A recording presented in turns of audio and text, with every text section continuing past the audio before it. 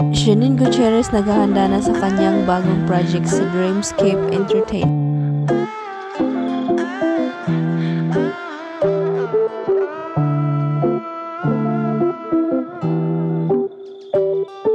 Janine Gutierrez update guys. Ito yung update niya. Latest Instagram update niya. Bonding with the family. Walang kuryente sa bahay so he's stuck with me at Chego Gutierrez. Also Max Gutierrez. But last but not the least yung daddy niya guys. Kinurot niya din yung pisngi.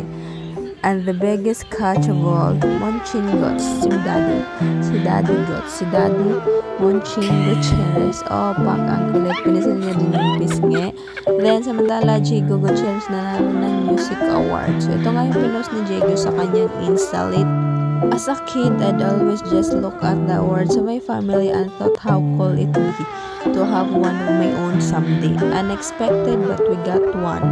Thank you to the PMPC and to everyone who made this possible. New music dropping soon. Swipe till the end for a little taster. So, may in-upload siyang konting clip ng song niya. So, ito na nga, Janine Gutierrez naghahanda na para sa kanyang bagong project under Dreamscape Entertainment na makasama nga niya si Miss Jody Santa Maria. Then, yung inaabangan nga din ng mga fans kung sino yung magiging leading man nila ni Miss Jody Santa Maria, guys. Kasi nga, confirm ng sila ni Miss Jody mo magsasama sa bagong project ni Miss Janine Gutierrez. Kasi nga, sabi nga ni Sir Eric sa kanyang comment sa post ni Miss Janine Gutierrez is happy to see you. Then, ang ano daw ng kwentuhan nila ni Miss Jody Santa Maria. Nagchika siya.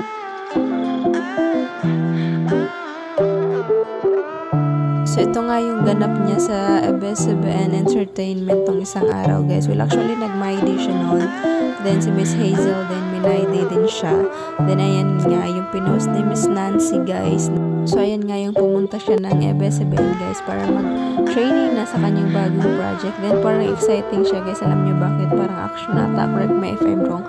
Well, abangan na lang natin ang iba pang kabanata kung ano yung magiging project ni Miss Janine with Miss Jody Santa Maria and